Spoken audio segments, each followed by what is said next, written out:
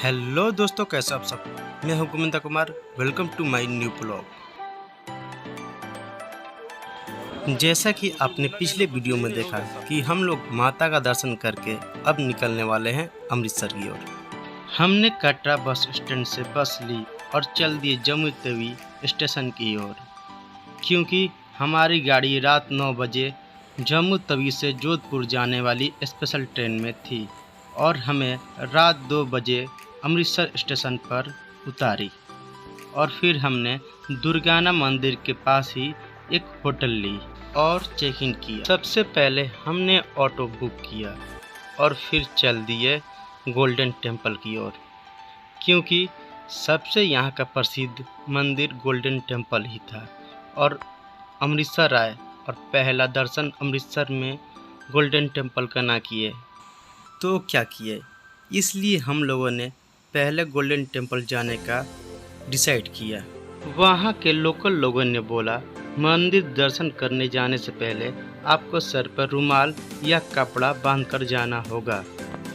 हम जैसे जैसे आगे बढ़ रहे थे वहाँ का चौक और मार्केट का नज़ारा कुछ अलग ही था, जैसे कि लग रहा था कि हम कहीं विदेशों में आ गए हैं। इन मार्केटों की ऐसी बनावट थी कि जैसे कि लग रहा था कि राजा महाराजाओं के किला और उनके महल हैं। गोल्डन टेम्पल के आसपास की होटलें कुछ कॉस्टली थे और यहाँ से 1 किलोमीटर दूर आपको सस्ते होटल मिलेंगे।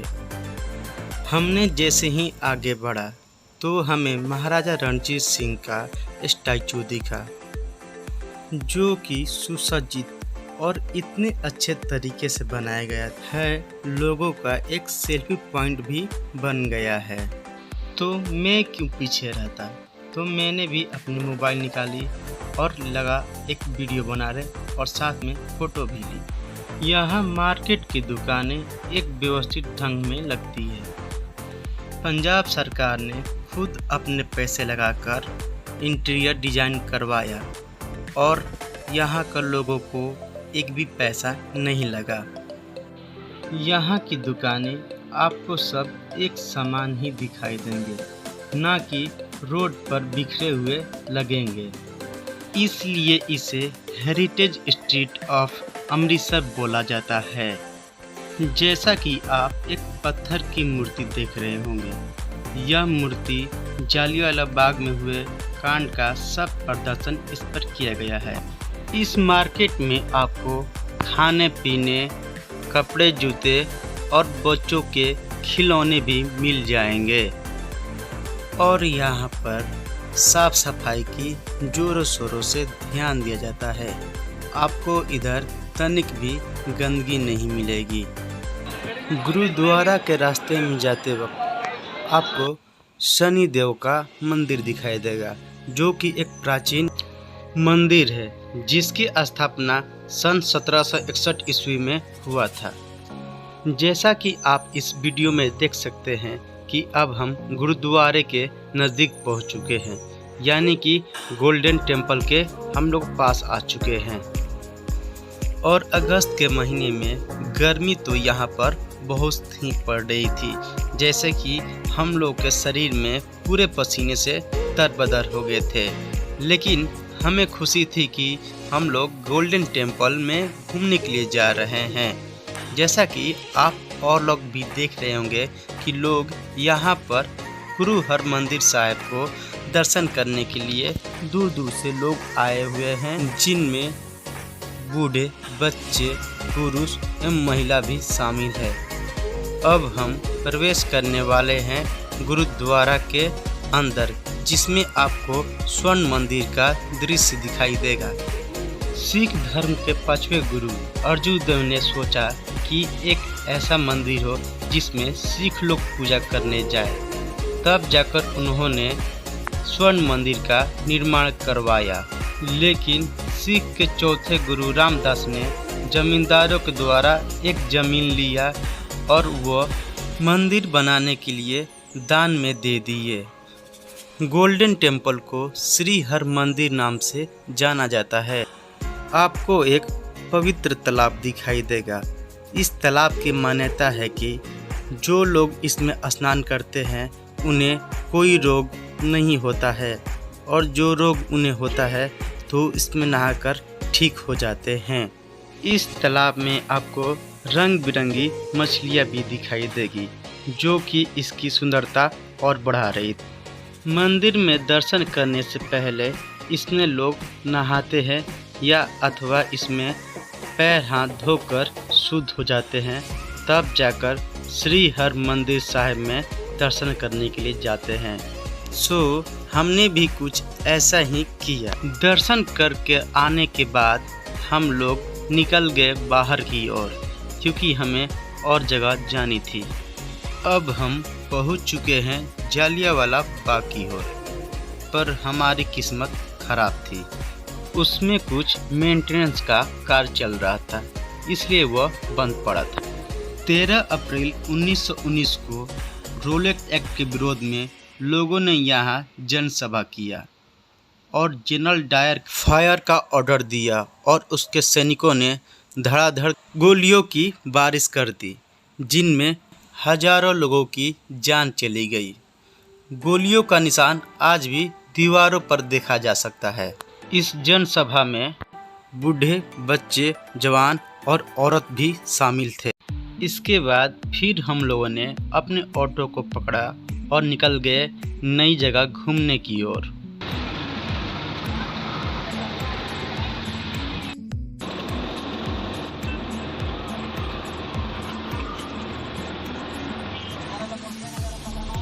कुछ समय बाद अब हम पहुंच चुके हैं वाल्मीकि तीर्थ स्थल पर।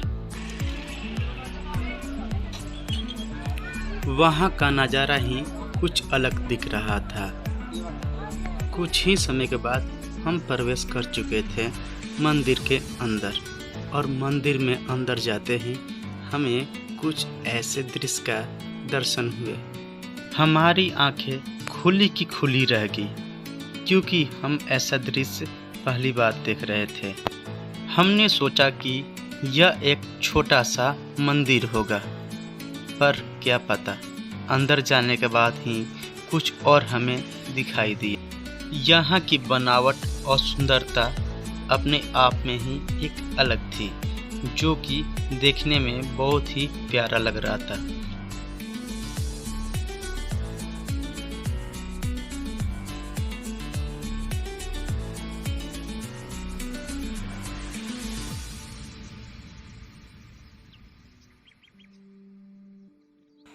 मंदिर के पास स्थित तालाब और उसमें निकल रहे फव्वारे और भी देखने में सुंदर लग रहे थे, और हमने बहुत सारे तालाब में मछलियाँ देखी, जो कि बहुत सारे मछलियाँ भरे हुए थे।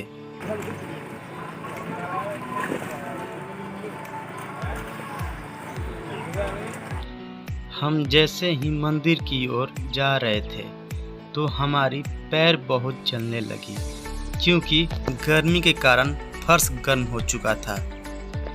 इस मंदिर में दर्शन करने के लिए यात्री हजारों की संख्या में आते हैं, लेकिन कोविड के कारण लोग यहाँ पर बहुत कम दिखाई दे रहे थे। इसके बाद हम पहुँच चुके हैं वाल्मीकि तीर्थ मंदिर में। हम लोगों ने वहाँ पर कुछ देर के लिए यहाँ पर बैठे, क्योंकि यहाँ पर लोगों का कहना था कि यहाँ पर बैठने से शांति मिलती है। हम लोगों ने भी यहाँ पर कुछ देर के लिए रुके। यहाँ का सबसे आकर्षण मुझे लाइट वाली झूमर दिखाई दी, जो कि मुझे बहुत ही प्यारी लगी। वाल्मीकि तीर्थ मंदिर में बैठने के बाद अब हम आ गए थे बाहर, और अब हम यहाँ से निकलने वाले थे और जाने वाले थे दुर्गानी टेम्पल के पास। जैसा कि आप दुर्गाना तीर्थ स्थल का आप इंडिकेट देख सकते हैं। हमें नज़ारा कुछ यूँ मिला।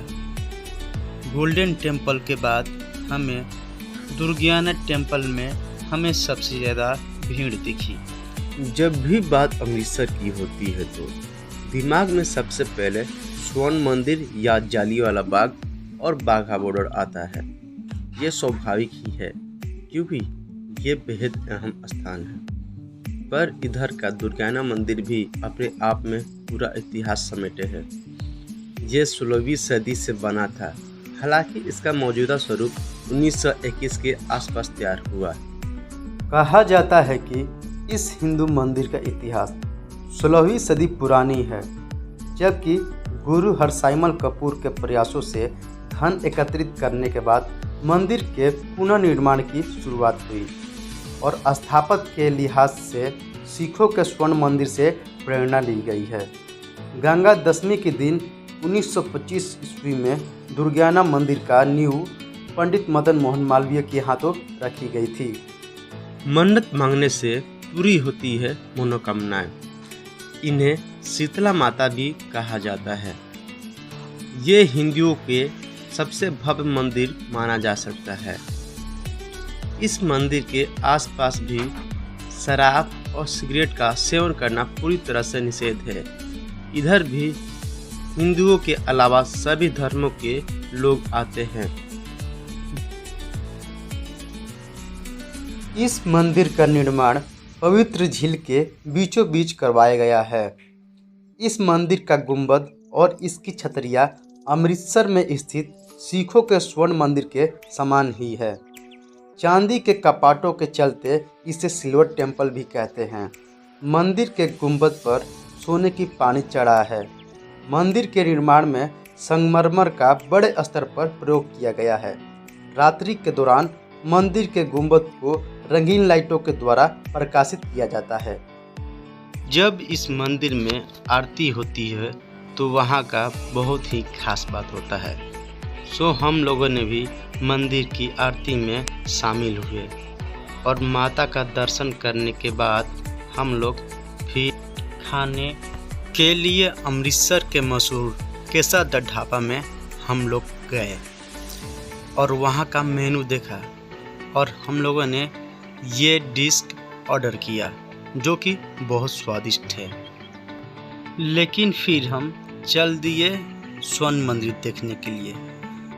रात का नज़ारा हम कैसे मिस कर सकते थे, क्योंकि रात में देखने का नज़ारा ही कुछ और होता है। जैसा कि आप देख सकते हैं मार्केट का व्यू, जो कि बहुत ही प्यारा लग रहा है, इसलिए इसे हेरिटेज स्ट्रीट ऑफ अमृतसर कहा जाता है।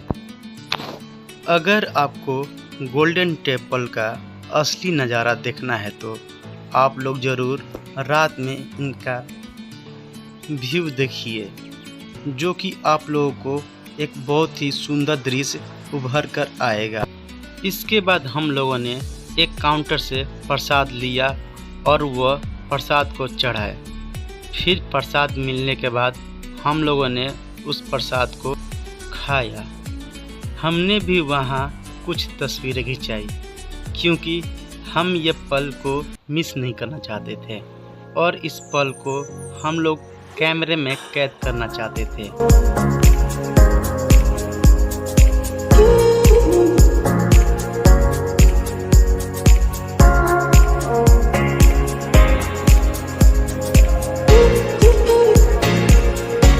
हम लोगों ने दर्शन करने के बाद वहाँ के लंगर में जाकर प्रसादें खाई। जैसा कि आप देख रहे हैं कि रसोइये में कितने लोग खाना बना रहे हैं और साथ में पर डे हज़ारों और लाखों की संख्या में प्रसाद खा रहे हैं। लंगर में खाने के बाद अब हम चल दिए अपने होटल की ओर, क्योंकि रात को बज चुकी थी 11 और हमारी ट्रेन अगले दिन ही थी।